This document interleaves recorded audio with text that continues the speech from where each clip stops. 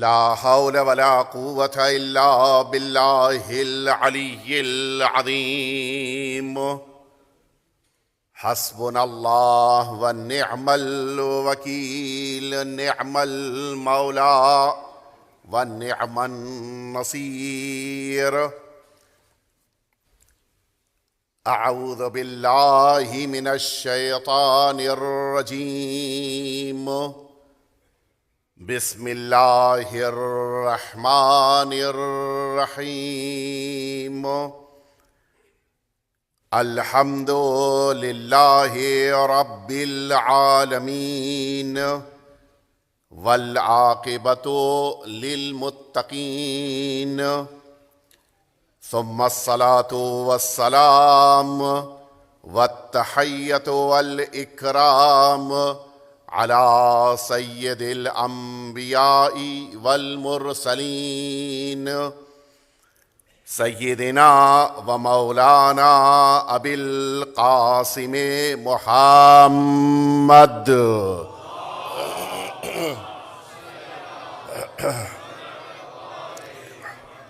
صلى الله عليه وعلى أهل بيته الأطيبين الأنجبين الذين أذهب الله عنهم الرجس وطهرهم تطهيرا. اللهم صل على محمد.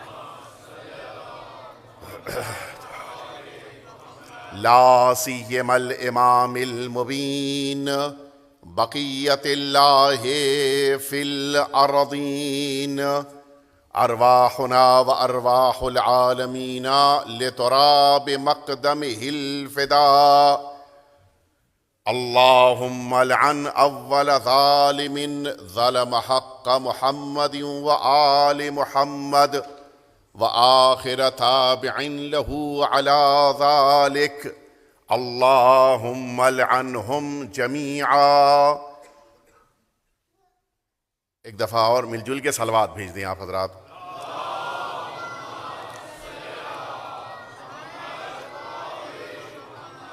اما بعد فقد قال الله الحكيم في كتابه المبين والفجر وليال عشر. ایک دفعہ مل جل کے آپ حضرات صلوات بھیج دیجئے.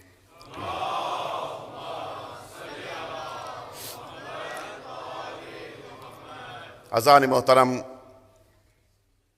اس رات کے پہلے پہر میں ہم سب اس وقت عزاداری میں مصروف ہیں کہ جس رات کی مہلت میدان کربلا میں ہمارے آقا اور مولا نے مانگی تھی. البتہ وہ صاحب اختیار امام ہیں، کل کائنات پہ پروردگار نے اقتدار عطا کیا ہے. اس کے معنی ہے کہ یہ ایک رات مانگی نہیں ہے، بلکہ دشمنوں کو فکر کرنے کے لیے ایک رات دی ہے. اور اسی بنا پر لشکر عدو سے نکل کر وہ مجاہد سرکار سید الشہداء کے قدموں میں آ گیا کہ جس پر فوج یزید بھروسہ کرتی تھی.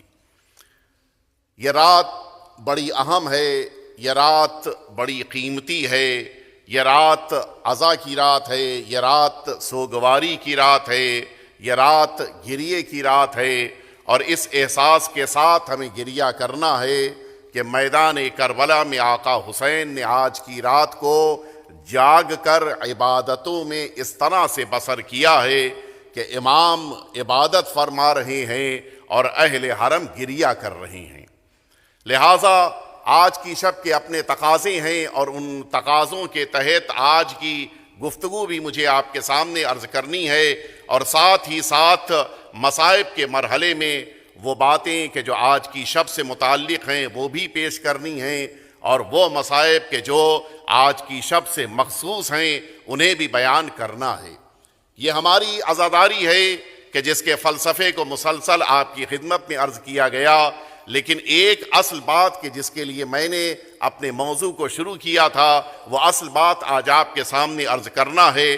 یہ عزاداری کہ جس کو ہم اپنی رگے جاں سے زیادہ اپنے لیے اہم سمجھتے ہیں، اور اس عزاداری کے لیے ہم اپنی زندگی کی مصروفیتوں کے باوجود، بے پناہ کام ہونے کے باوجود ہم وقت نکال کر بلکہ اہمیت کے ساتھ عزاداری میں شرکت کرتے ہیں۔ سوال یہ پیدا ہوتا ہے کہ یہ عزاداری کیوں کی جا رہی ہے؟ آخر اس عزاداری کا مقصد کیا ہے؟ اس عزاداری کا ہدف کیا ہے کہ جس کے لیے اتنی اہمیت دی جا رہی ہے؟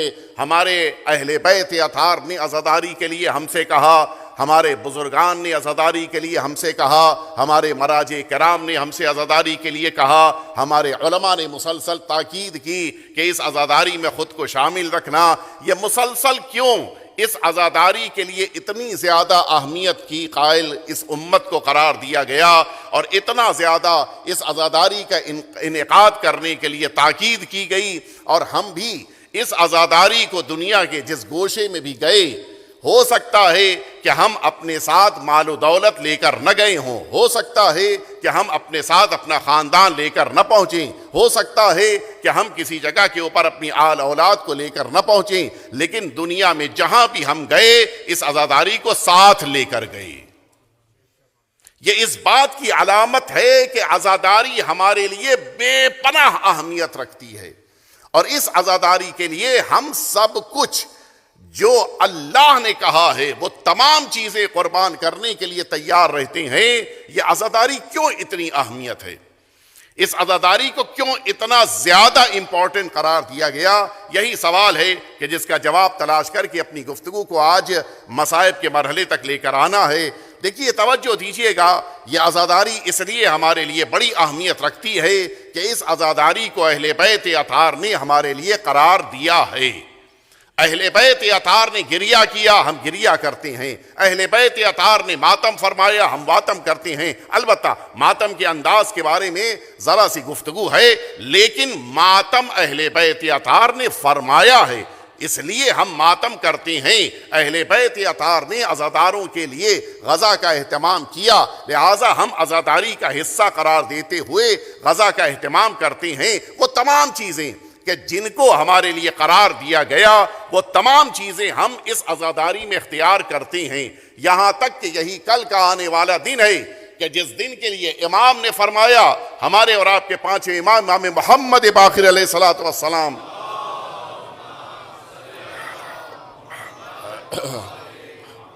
ظاہر ہے کہ سب کے لیے کربلا معلی میں آقا کی بارگاہ میں حاضر ہونا ممکن نہیں ہے، سب کے لیے یہ بات پاسبل نہیں ہے کہ امام حسین کی قبر مبارک کی زیارت کرنے کے لیے عاشور کے دن پہنچ سکیں۔ مولا نے جس موقع کے اوپر یہ خبر سنی کہ مومنین کے لیے جانا ممکن نہیں ہے، اس موقع کے اوپر فرمایا کہ اپنے اپنے گھروں میں بھی امام حسین کے اس عاشور کے دن مجلس عزا منعقد کرو۔ توجہ دیجئے گا، کل آپ ایک چھوٹا سا مرثیہ گھر میں بیٹھ کے پڑھیے، لیکن ضرور پڑھیے۔ ایک نوحہ پڑھ سکتے ہیں، نوحہ پڑھیے، لیکن ضرور پڑھیے۔ آپ کے فیملی ممبرز میں 3 افراد ہیں، 3 آدمی ساتھ میں مل کر بیٹھیے، مرثیہ ضرور پڑھیے، نوحہ پڑھیے، کسی ایک مصیبت کو یاد کر کے آنسو بہائیے۔ یہ امام کا حکم ہے، امام کا فرمان ہے۔ اور اس کے بعد جملہ فرماتے ہیں کہ مومنین بھی اگر ممکن ہو تو ایک دوسرے سے کل کے دن جب ملاقات کریں تو ایک دوسرے کو پرسا دیں۔ کچھ توجہ فرمائی آپ نے؟ یہ عزاداری کیوں اتنی اہم ہے؟ اس مولا کے فرمان کے مطابق ہماری ایک ذمہ داری ہے کہ دوسرے مؤمن کو پرسا دیں، اور وہ جو کل کے دن آپ سبھی ایک جملہ کہیں گے کہ عظم اللہ اجورنا و اجورکم بمصاب الحسین، پروردگار کی طرف سے اجر آپ کے لیے کہ آپ نے امام حسین کے مصائب پر گریہ کیا، یہ جملہ اسی لیے کہنے کی تاکید فرمائی کہ ایک دوسرے کو پرسا دو، ایک دوسرے کی خدمت میں تعزیت پیش کرو۔ نہیں پتا آپ ہمارے ساتھ متوجہ ہیں یا نہیں ہیں؟ پرسا دینا، تعزیت پیش کرنا، یہ کس کے لیے ہے؟ کسی کے گھر میں خدا نہ کرے کسی کا انتقال ہو جائے، سارے مومنین شہر جمع ہو جاتے ہیں، تدفین کے موقع کے اوپر اس کو تلاش کیا جاتا ہے کہ جو اس گھرانے کا ذمہ دار ہے، وارث ہے، اور جب وہ وارث مل جاتا ہے ہر آنے والا اس کی خدمت میں پرسہ پیش کرتا ہے، تمہیں تمہارے والد کا پرسہ دیتے ہیں، تمہیں تمہارے دادا کا پرسہ دیتے ہیں، اگر بھتیجا ہے تو کہیں گے تمہارے چچا کا پرسہ دیتے ہیں، اگر بھائی ہے تو کہیں گے تمہیں تمہارے بھائی کا پرسہ دیں گے۔ یعنی اس کے معنی ہے پرسہ ہمیشہ وارثوں کو دیا جاتا ہے۔ یہ عجیب انفرادیت ہے، آقا حسین کی عزاداری نے اس قوم کو امام حسین کا وارث بنا دیا ہے۔ صلوات بھیج دے محمد و آل محمد پہ۔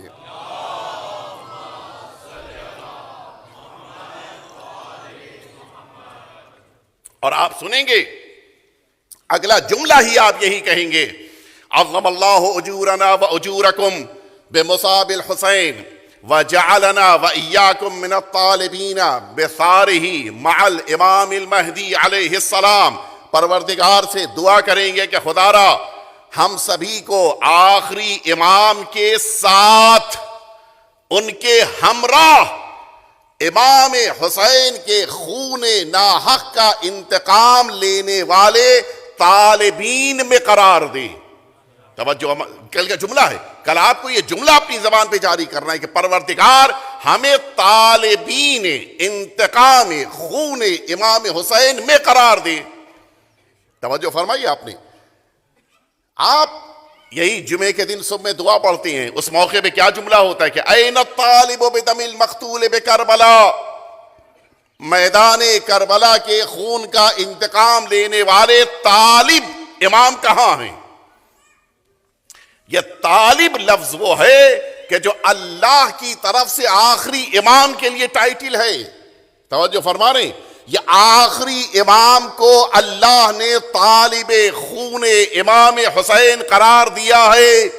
وجہ کیا ہے؟ وجہ یہ ہے کہ امام حسین کا خون ثار اللہ ہے، یعنی اللہ کا خون ہے۔ اللہ کا خون جب بہتا ہے تو اس خون کا انتقام بھی کوئی اللہ کا نمائندہ ہی لے سکتا ہے۔ اللہ کے نمائندے کے علاوہ کسی اور کو خون امام حسین کا انتقام لینے کا اختیار نہیں ہے۔ اس بنا پر آخری امام کو اللہ نے طالب بنایا ہے۔ اور کل آپ یہ جملہ اپنی زبان سے کہیں گے کہ پروردگار ان طالبین خون امام حسین میں مجھے بھی قرار دے۔ یہ عجیب شرف ہے، اللہ نے جنہیں خون امام حسین کا وارث بنایا، حکم دیا کہ عاشور کے دن دعا کرو کہ اللہ تمہیں بھی ان میں سے قرار دے۔ یہ عجیب درجہ ہے، یہ صرف اس عزاداری کی بنا پہ اللہ آپ کو عطا کر رہا ہے۔ اور اب ایک جملہ آپ کے ذہنوں کے حوالے کر دوں، اگرچہ شب عاشور ہے لیکن یہ جملہ ہماری توجہ کے لیے بڑا ضروری ہے۔ بڑی احتیاط سے جس لفظ کو استعمال کر رہے ہیں وہ لفظ کون سا ہے؟ وہ لفظ کیا ہے؟ لفظ یہ ہے کہ پروردگار ہمیں طالبین میں قرار دے۔ اور فرمایا آپ نے، عربی زبان میں آپ جانتے ہیں ایک سنگولر ہوتا ہے اور ایک پلورل ہوتا ہے، لیکن اس کے بیچ میں ڈوئل ہوتا ہے۔ عربی زبان جو آپ حضرات واقف ہیں، واحد تثنیہ جمع، واحد ایک کے لیے ہے، تثنیہ دو کے لیے ہے، جمع دو سے زیادہ تین سے زیادہ کے لیے ہے۔ توجہ فرمائی آپ نے، یہی لفظ طالب ہے جو سنگولر ہے، طالبین ہے جو پلورل ہے، اس کے درمیان بھی ایک لفظ ہے جس لفظ کو آپ پوری شیعہ تاریخ اٹھا کر دیکھ لیں وہ ڈوئل لفظ کہیں نہیں ملے گا۔ عجیب ہے، طالب ملے گا، طالبین ملے گا، کہیں بھی طالبان نہیں ملے گا۔ یہ عجیب انفرادیت ہے، پوری شیعہ تاریخ میں کہیں بھی شیعوں کو طالبان نہیں کہا گیا ہے۔ اور وہ گروہ کہ جو آج ظلم ڈھا رہا ہے وہ طالبین نہیں کہتا، طالبان کہتا ہے۔ یہ طالبان تثنیہ کا صیغہ ہے، یعنی وہ دو کہ جو طلب کر رہے ہوں۔ یہ عجیب انفرادیت ہے، اللہ رب العزت نے ہمیں اس عزاداری کے صدقے میں طالبان بننے سے بچا لیا، طالبین بنا دیا۔ ایک دفعہ اور مل جل کے صلوات بھیج دیں آپ حضرات۔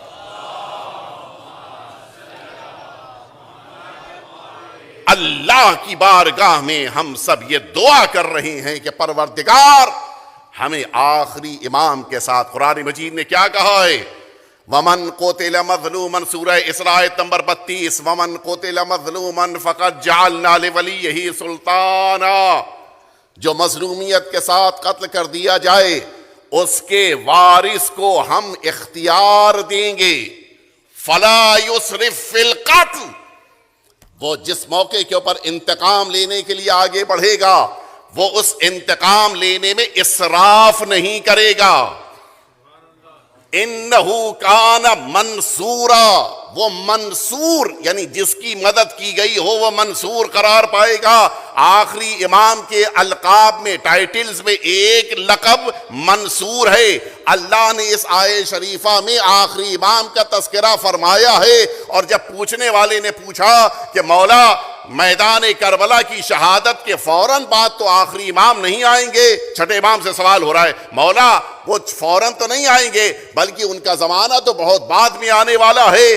نہ شمر بچے گا، نہ خولی بچے گا، نہ پسر سعد بچے گا، نہ ابن زیاد بچے گا، ان میں سے کوئی باقی نہیں بچے گا، تو پھر کیسے ممکن ہے کہ وہ آنے کے بعد ان لوگوں سے انتقام لیں کہ جو اس میدان کربلا میں نہیں تھے؟ مولا نے فرمایا کہ وہ آنے والا یقیناً قاتلان امام حسین ہی سے انتقام لے گا، لیکن خود ان سے نہیں لے گا، ان کی اس جنریشن سے لے گا کہ جو ان کے ظہور کے بعد دنیا میں موجود ہوں گے اور وہ اپنے آباء و اجداد کے ظلم پر راضی ہوں گے۔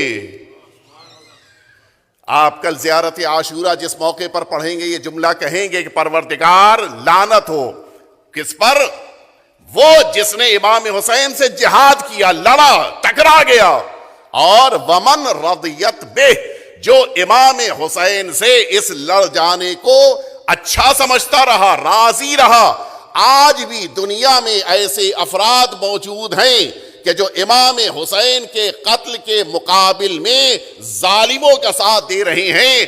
آخری امام کے آنے کے بعد چہروں سے نقاب اٹھے گی اور پتہ چلے گا کہ کون حسینی ہے، کون یزیدی ہے، اور اس موقع پر یہ عزاداری سمجھ میں آئے گی۔ آپ متوجہ ہوئے یہ عزاداری کیوں اہمیت ہے؟ اچھا، ابھی تک جو میں بات کہہ رہا تھا یہ میرا استدلال تھا، یہ وہ بات کہہ رہا تھا جو میں سوچ رہا تھا، وہ میں نے آپ کے سامنے بیان کر دیا۔ اب آئیے میں اسی بات کو روایت کے ذریعے سے آپ کے سامنے عرض کر دوں۔ روایت کیا ہے؟ ہمارے اور آپ کے چھٹے امام، امام جعفر صادق علیہ الصلوۃ والسلام،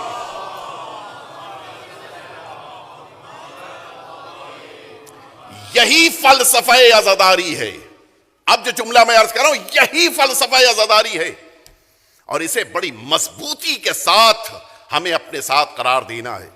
مولا فرماتے ہیں کہ انا وآل ابی سفیان اہل بیتین، میں ارادتاً عربی عبارت ضرور پڑھتا ہوں تاکہ یہ عربی معصوم کے کلام کا اپنا خود ایک اثر ہوتا ہے، وہ دلوں میں اترنا چاہیے۔ میں چاہوں تو ترجمہ کر سکتا ہوں لیکن ترجمہ بعد میں کرتا ہوں، عربی اسی لیے پڑھتا ہوں کہ اللہ کے کلام اور معصوم کے کلام کا اپنا اثر ہے جو دلوں میں اترنا چاہیے۔ بحار الانوار میں روایت موجود ہے، مولا فرماتے کہ انا وآل ابی سفیان اہل بیتین، ہم اور ابو سفیان کا گھرانہ یہ دو خاندان ہیں، تخاصم فی اللہ، ہمارا جو جھگڑا ہے وہ کس لیے ہے؟ اللہ کے لیے ہے، کوئی پرسنل میٹر نہیں ہے، کوئی پراپرٹی کا میٹر نہیں ہے، کوئی خاندانی جھگڑا نہیں، میٹر کیا ہے؟ اللہ کے لیے جھگڑا ہے۔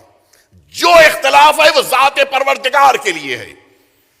ہمارا کوئی اختلاف اس خاندان سے کوئی پرسنل نہیں ہے، صرف اللہ کے لیے ہے۔ اس کے بعد جملہ سنیں گے، فرمایا کہ یہ اختلاف کس بنا پہ ہے؟ اللہ کے لیے۔ قلنا صدق اللہ وقالوا کذب اللہ، ہم نے کہا کہ اللہ جو کہتا ہے وہ حق ہے، صحیح ہے، سچ ہے۔ انہوں نے کہا قالوا کذب اللہ، ان سب نے کہا کہ معاذ اللہ، اللہ غلط کہتا ہے۔ آپ جانتے ہیں ابو سفیان اور اس کا لڑکا، یہ دونوں لڑکے ذکر آیا تھا، اگر آپ کو یاد ہو شام کی تاریخ جب بیان کر رہا تھا میں دونوں کا ذکر کر چکا ہوں۔ ابو سفیان اور ان کے دونوں لڑکوں نے اسلام کب قبول کیا ہے؟ فتح مکہ کے موقع پہ سن 8 ہجری قمری میں، یعنی پورا اسلام جب ساری زمینوں پہ چھا چکا ہے تب یہ اسلام لے کے آئے ہیں۔ جنگ احد میں یہ سامنے موجود ہیں, جنگ بدر میں یہ سامنے موجود ہیں, جتنی جنگیں ہو رہی ہیں ساری جنگوں میں اسلام کے خلاف موجود ہیں. مولا فرماتے ہیں اب 4 جنگوں کا ذکر کیا ہے مولا نے, اور چاروں جنگوں میں ابو سفیان شامل ہے. عجیب ہے, 4 جنگیں مولا بیان فرما رہے ہیں. ہمارا کیا فرمایا, ہم اہل بیت کا جھگڑا جو ابو سفیان سے ہے وہ خاندانی نہیں ہے, اللہ کے لیے جھگڑا ہے.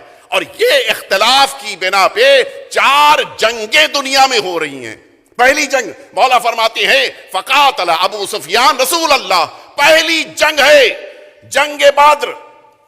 ادھر سے کون آ رہا ہے, ابو سفیان لشکر لے کے آ رہا ہے, ادھر سے رسالت ماب امت کو لے کے جا رہے ہیں.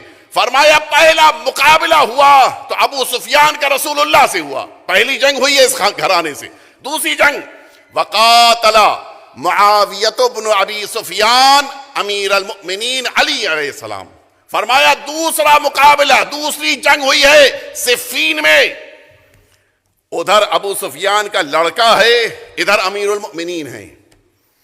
دوسری جنگ ہے بدر کے بعد صفین, کہ جہاں پھر ابو سفیان کا بیٹا دکھائی دے رہا ہے, یعنی وہی گھرانہ.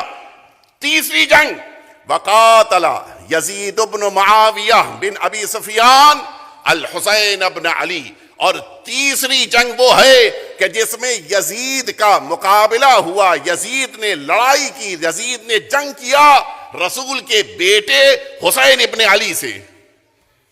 ادھر ابو سفیان کا پوتا, ادھر رسول اللہ کا نواسا. مولا فرماتے ہیں یہ 3 جنگ ہوئی ہے, اور ان تینوں جنگوں میں ابو سفیان ہار گیا.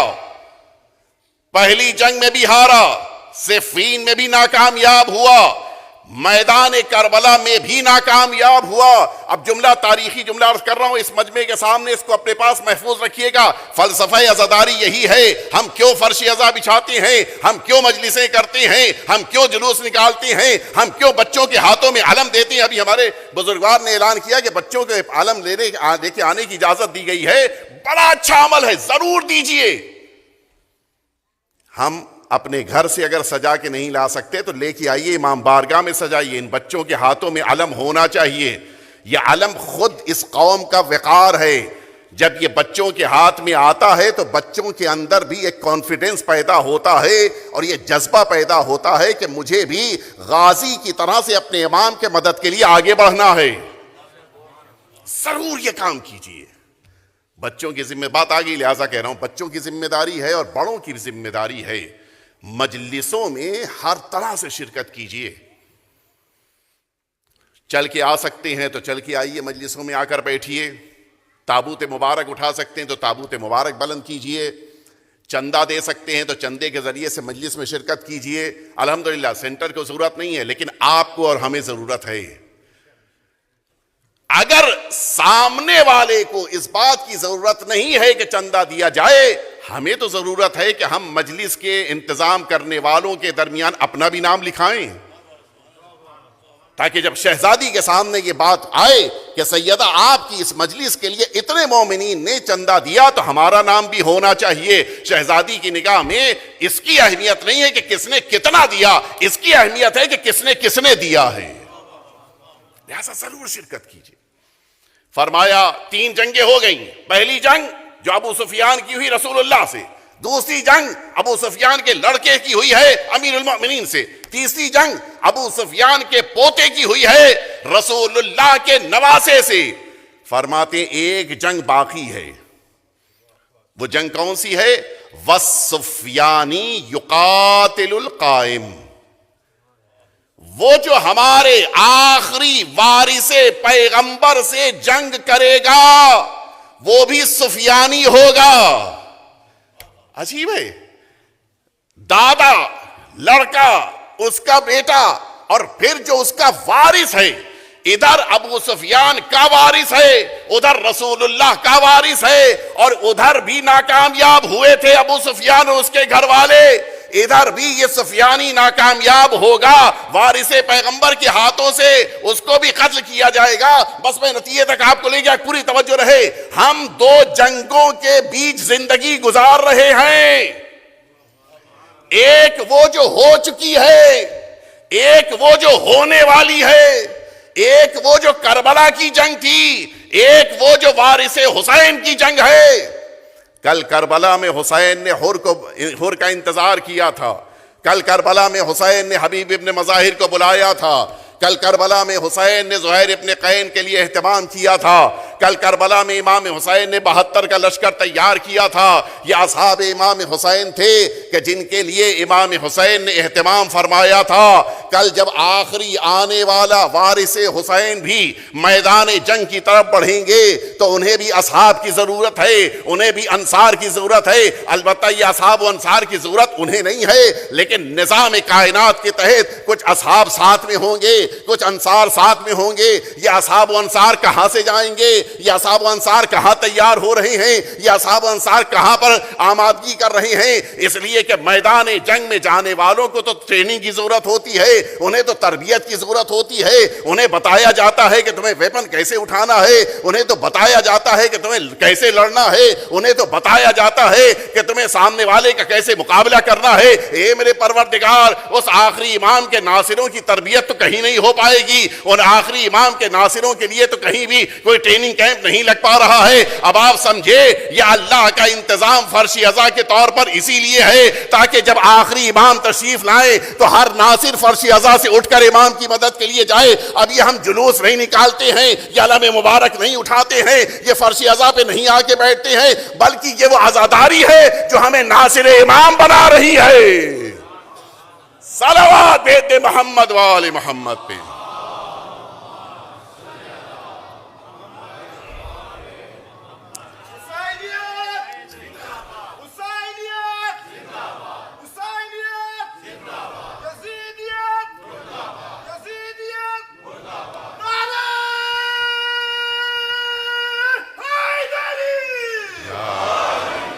یہی وجہ ہے یا علی,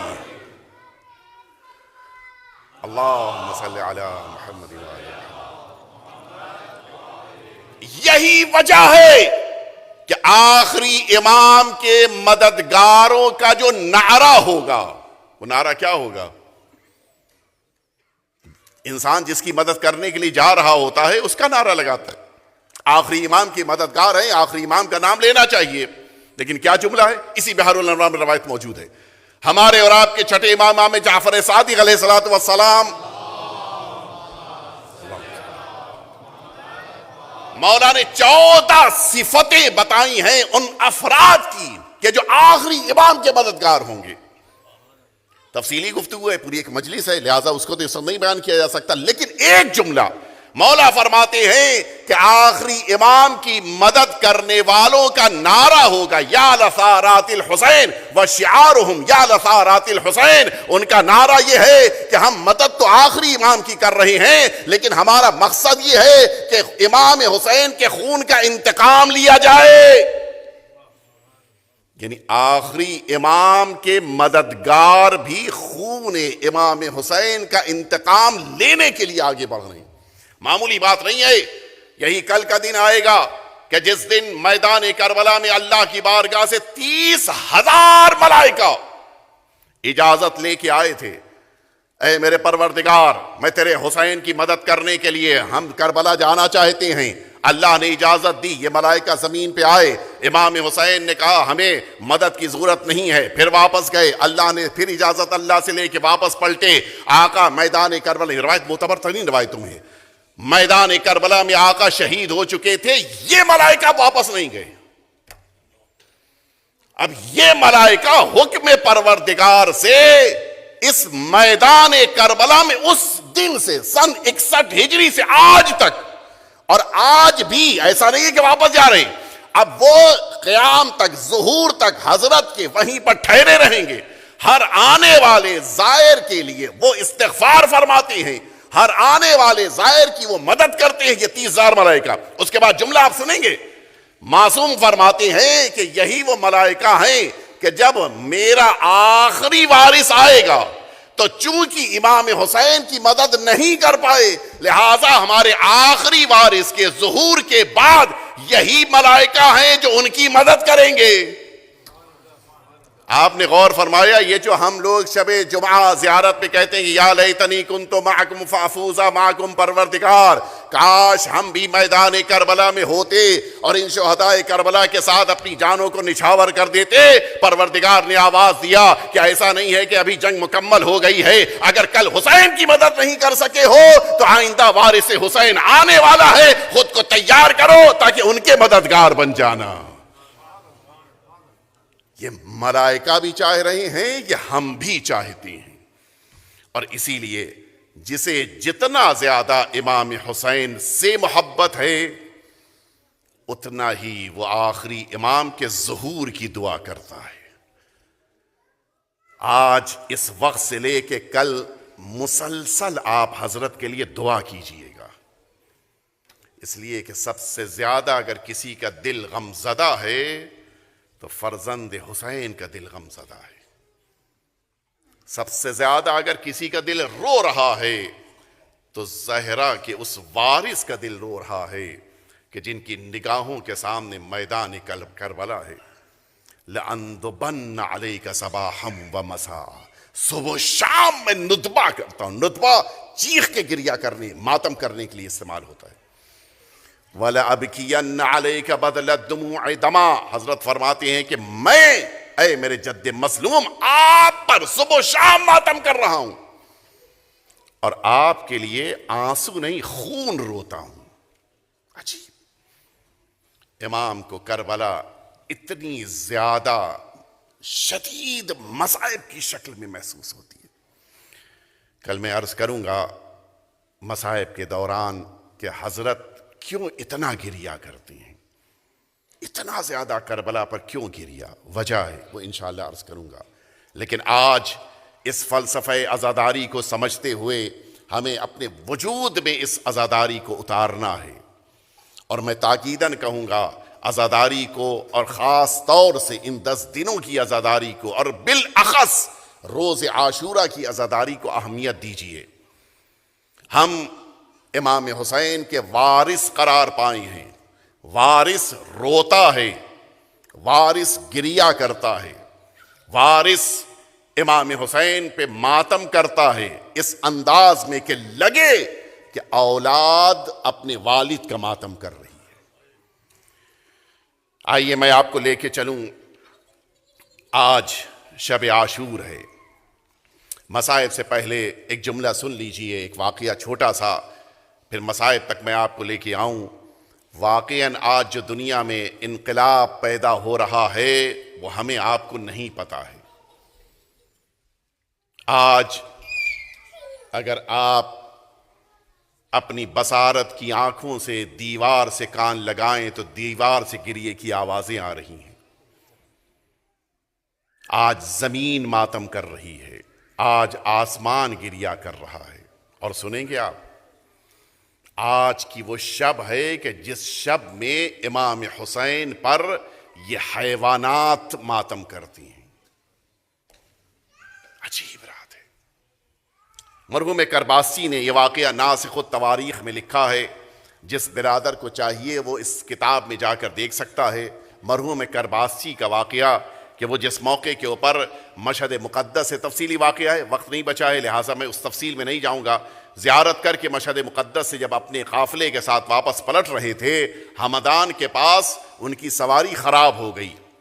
یہ وہ ابتدائی دور تھا کہ جس دور میں یہی بسیں شروع ہوئی تھیں اور خاص کاموں کے لیے استعمال ہوتی تھی۔ سواری خراب ہو گئی، سارا قافلہ ٹھہرا ہوا ہے، اور اس میں جملہ ملتا ہے کہ یہ ہمدان کی پہاڑیوں کے بیچ صحرا میں موجود ہیں، کوئی سہارا نہیں ہے، کسی کے پاس کوئی ایسا راستہ بھی نہیں ہے کہ آگے بڑھ سکے۔ اس زمانے میں منزلوں کو سمجھنا آسان نہیں ہوتا تھا۔ یہ آج کا دور نہیں ہے کہ قبلہ نما آپ کے پاس ہے، یہ آج کا دور ہے کہ سمت معلوم کر لینا آسان ہے۔ اس دور میں بہت مشکل کام تھا، پتہ ہی نہیں چل پا رہا ہے کہ یہ ہمدان شہر یہاں سے کتنے فاصلے پر ہے۔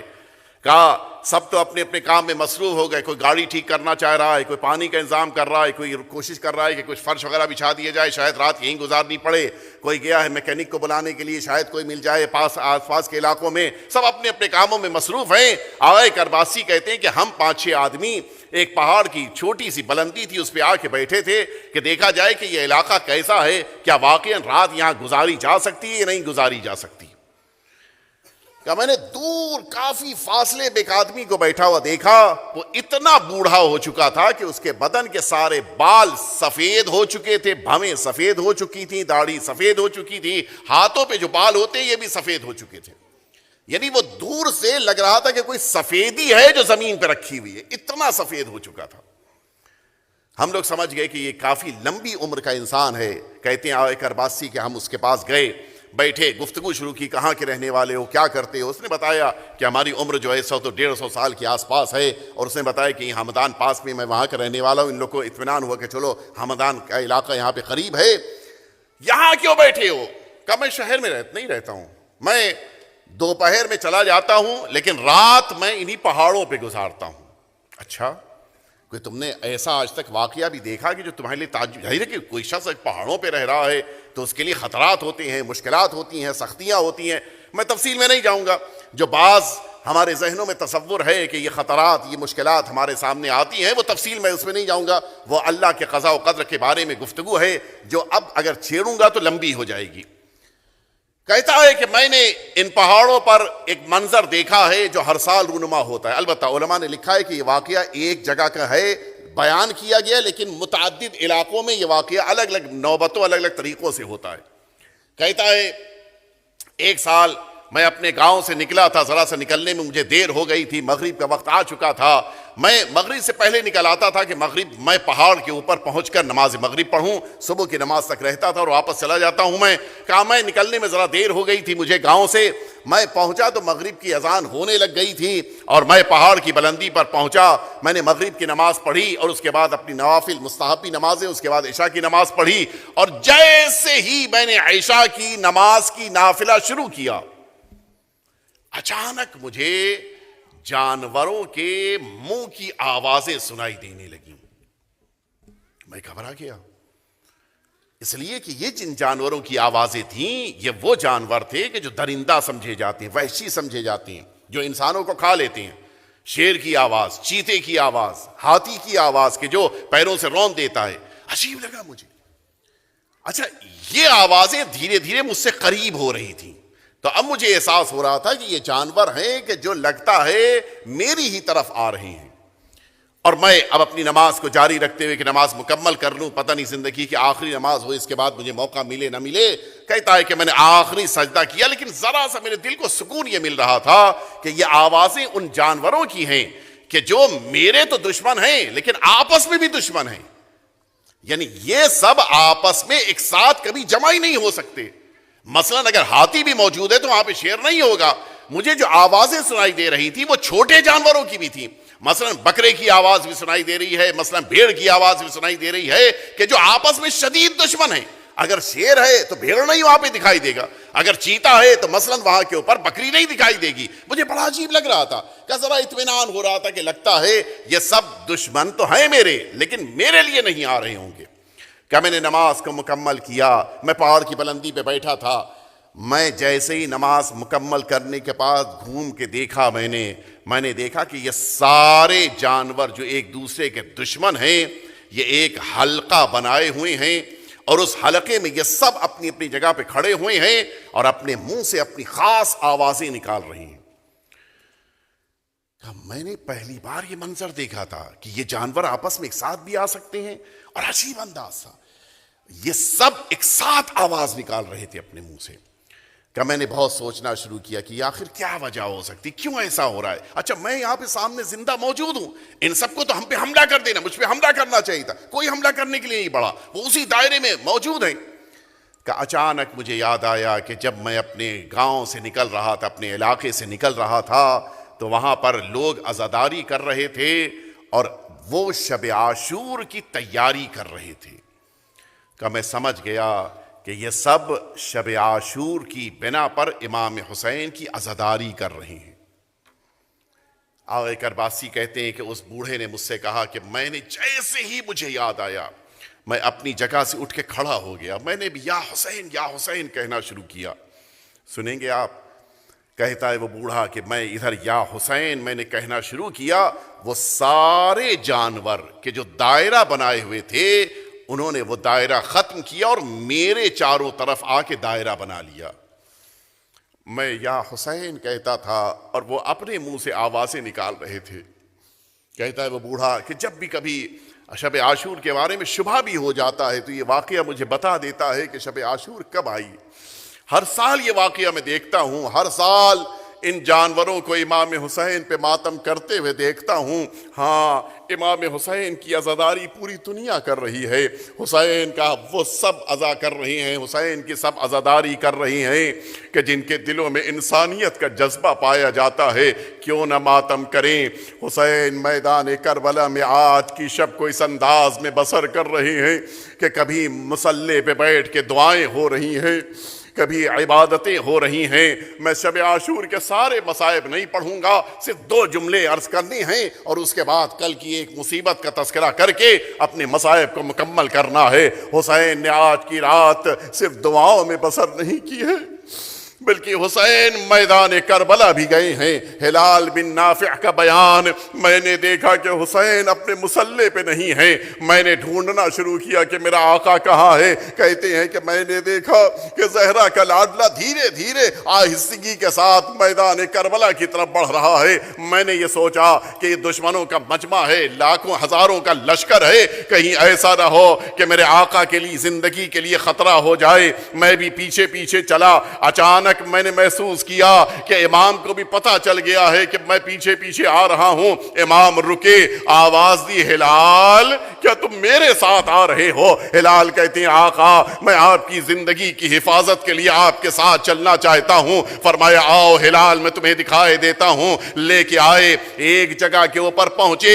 وہاں فرماتے کہ اے ہلال پہچانتے ہو یہی وہ جگہ ہے جہاں میرا اکبر قتل کر دیا جائے گا. کچھ اور آگے بڑھے، کہا دیکھ رہے ہو یہ وہ جگہ ہے جہاں پہ میرا عباس شہید ہو جائے گا. کچھ اور آگے بڑھے، کہا اے ہلال جانتے ہو یہی وہ جگہ ہے جہاں پہ میرا اصغر قتل کر دیا جائے گا. اور یہ کہتے کہتے امام حسین ایک نشیب کی طرف بڑھنا شروع ہوئے. سن سکو گے عزاداروں، مقتل کی لفظیں ہیں. امام حسین نے کہا اے ہلال اب تم ایسا کرو خیمے میں واپس چلے جاؤ، اب میرے ساتھ نہ آنا. اے آقا میں تو آپ کی مدد کے لیے آ رہا ہوں، آپ کیوں مجھے روک رہے ہیں؟ جملہ سنو گے. فرماتے اے ہلال میں اب اپنے مقتل میں جا رہا ہوں، میں اپنی قتل گاہ میں جا رہا ہوں. میں نہیں چاہتا کہ تم میرے ساتھ وہاں چلو، اس لیے کہ میری ماں سیدہ میرے قتل گاہ کو صاف کر رہی ہے. میرا ماں جایا حسین کل اسی جگہ کے اوپر قتل کر دیا جائے گا.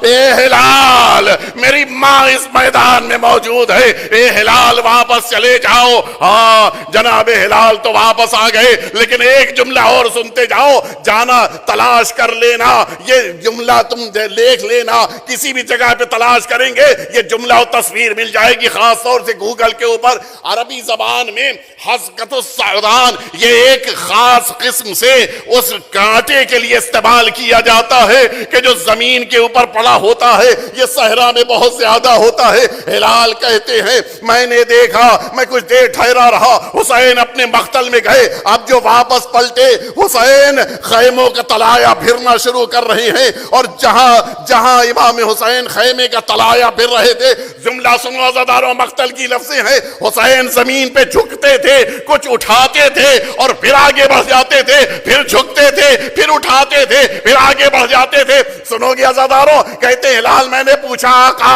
یہ آپ نے کیا اٹھایا؟ فرماتے میں اس سرزمین سے حسقۃ السعدان اٹھا رہا ہوں. جانتے ہیں، سمجھ گئے یہ کون سے کانٹے ہوتے ہیں؟ یہ زمین پہ چپکے ہوتے ہیں، ان میں کئی شاخیں ایک ساتھ نکلی ہوتی ہیں.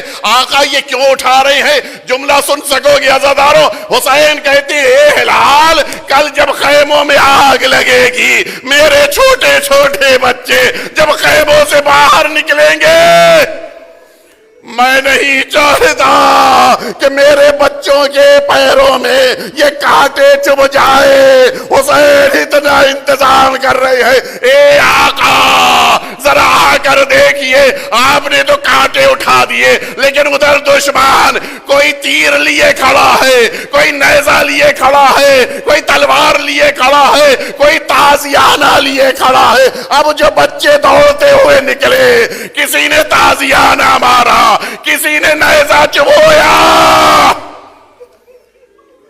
امام حسین شب عاشور اسی انداز میں گزار رہے ہیں. میں بقیہ شب عاشور کے مصائب نہیں پڑھوں گا، لیکن ہاں اب جو صبح عاشور نمودار ہوئی، حسین نے اپنے بیٹے اکبر سے کہا بیٹا جاؤ جا کر اذان دو تاکہ دشمنوں کو پتہ تو چل سکے کہ شبیہ پیغمبر میرے ساتھ ہے. میدان کربلا شروع ہوئی ہے علی اکبر کی اذان سے اور جا کر مکمل ہوئی ہے حسین کے سجدے پر. لیکن سنو گے عزادارو، اس سجدے حسین سے پہلے حسین نے وضو کیا ہے. یہ وضو کیسے کیا ہے؟ میدان کربلا میں تو پانی نہ تھا. یہ حسین نے وضو کیسے کیا سن سکو گے عزاداروں. یہ حسین کا وضو کون سا تھا؟ شہادت کے پہلے امام حسین نے آواز بلند کیا، حل من ناصر ینصرنا حل من مغیث یغیثنا. ہے کوئی جو حسین کی مدد کرنے کے لیے آگے بڑھے؟ دشمنوں کی طرف سے تو کوئی نہ آیا، لیکن ہاں سیدانیوں کی خیمے سے رونے کی آواز بلند ہونے لگی. حسین پلٹے. بیویوں تم رونے کی وجہ کیا ہے؟ ابھی تو حسین زندہ ہے. آواز دیا اے آقا، آپ کی حلمن کی صدا سن کر 6 ماہ کے علی اصغر نے خود کو جھولے سے گرا دیا ہے. حسین آگے بڑھے، علی اصغر کو اپنی آغوش میں لیا، میدان کربلا کی طرف چلے. عزاداروں آپ پردیس میں رہتے ہیں، بہت سے ایسے مواقع آتے ہوں گے زندگی میں کہ جب آپ کو اپنے یاد آتے ہوں گے. کسی کو والد یاد آتا ہوگا، کسی کو بھائی یاد آ جاتا ہوگا، کسی کو اپنا کوئی عزیز یاد آ جاتا ہوگا. یہ کب ہوتا ہے؟ جب انسان بہت بڑی مصیبت میں آ جائے تو ایسے موقع پہ اپنے یاد آتے ہیں. سنو گے عزاداروں، کربلا میں حسین نے آپ کو بھی یاد کیا ہے. اکبر کا جنازہ اٹھایا لیکن شیعوں کو اس وقت یاد نہ کیا. عباس کے بازو بلند کیے لیکن اس وقت بھی شیعوں کو یاد نہ کیا. قاسم کے جسم کے ٹکڑے اٹھائے لیکن حسین نے تب بھی یاد نہ کیا. لیکن نہ جانے 6 ماہ کے بچے کا کتنا وزن تھا. اب جو حسین نکلے شیعتی ماں، اے میرے چاہنے والوں، کاش کربلا میں ہوتے. حسین نے آپ کو یاد کیا. میں نے اس امت سے جا کے اپنے بچے کے لیے پانی مانگا، فابوا ان یرحمونی، انہوں نے پانی بھی دینا گوارا نہ کیا. حسین میدان کربلا کی طرف بڑھ رہے ہیں، ایک ایک قدم پہ سوچتے ہیں سبت مصطفیٰ لے تو چلا ہوں فوج عدو سے کہوں گا کیا. نے مانگنا ہی آتا ہے مجھ کو نہ التجا، منت بھی گر کروں گا تو یہ دیں گے کیا بھلا. پانی کے واسطے نہ سنیں گے عدو میری، بچے کی جان جائے گی اور آبرو میری. ہمیشہ حسین نے دیا تھا، کبھی زندگی میں مانگا نہیں تھا. پہلی بار دنیا کو بانٹنے والا حسین اس امت کے سامنے سوالی بن کے آیا لیکن امت نے پھر بھی رحم نہ کیا. سنو گے عزاداروں، حسین میدان کربلا میں ابا کے دامن میں چھپائے ہوئے اپنے بچے کو لے کے آگے بڑھے اور جب دشمنوں کے سامنے پہنچے فرماتے اما ترونہ کیف یتلظی، کیا نہیں دیکھ رہے ہو یہ بچہ کیسے تڑپ رہا ہے؟ نہیں نہیں، یہ تلظی لفظ کا حق ادا نہیں ہو پایا. یہ تلظی لفظ وہ ہے کہ جو مچھلی کے لیے استعمال ہوتا ہے جب مچھلی کو پانی سے نکالا جائے. ظاہر ہے کہ اس کی زندگی پانی ہے، پانی سے باہر آ گئی. اب وہ مچھلی زمین سے اچھلتی ہے، تڑپ رہی ہے. کچھ دیر کے بعد اس کی ہمت جواب دینے لگتی ہے. اب وہ اچھلتی نہیں ہے، اپنی جگہ کے اوپر تڑپ رہی ہوتی ہے. کچھ اور وقت گزر جائے، ہمت اور ٹوٹ جاتی ہے. اب یہ مچھلی نہ اچھلتی ہے نہ تڑپتی ہے بلکہ کبھی اپنا منہ کھولتی ہے، کبھی اپنا منہ بند کر دیتی ہے. عربی میں اسی کو تلظی کہتے ہیں. سمجھے حسین کیا کہہ رہے ہیں؟ ارے میرے اصغر کو دیکھو، اتنا پیاسا ہے. یہ اصغر اتنا پیاسا ہے کہ کبھی منہ کھول رہا ہے کبھی اپنے منہ کو بند کر رہا ہے. آزاداروں، ادھر حسین کی فریاد، ادھر فضاؤں میں سنسناتا ہوا تیر چلا. فانقلب الصبی علی یدی الامام، ننھا سا بچہ حسین کے ہاتھوں پہ منقلب ہو گیا۔ کل کے اعمال میں آپ ایک عمل انجام دیں گے، انا للہ و انا الیہ راجعون، رضا بقضائہ و تسلیما لامرہ۔ میدان کربلا میں علی کا شیر دل بیٹا حسین اصغر کے جنازے کو لیے ہوئے کبھی آگے جا رہا ہے کبھی پیچھے آ رہا ہے۔ انا للہ و انا الیہ راجعون، اے میرے پروردگار۔ آپ نے سن لیا، ایک جملہ اور سن لیجئے، بس مصائب مکمل کیے دیتا ہوں۔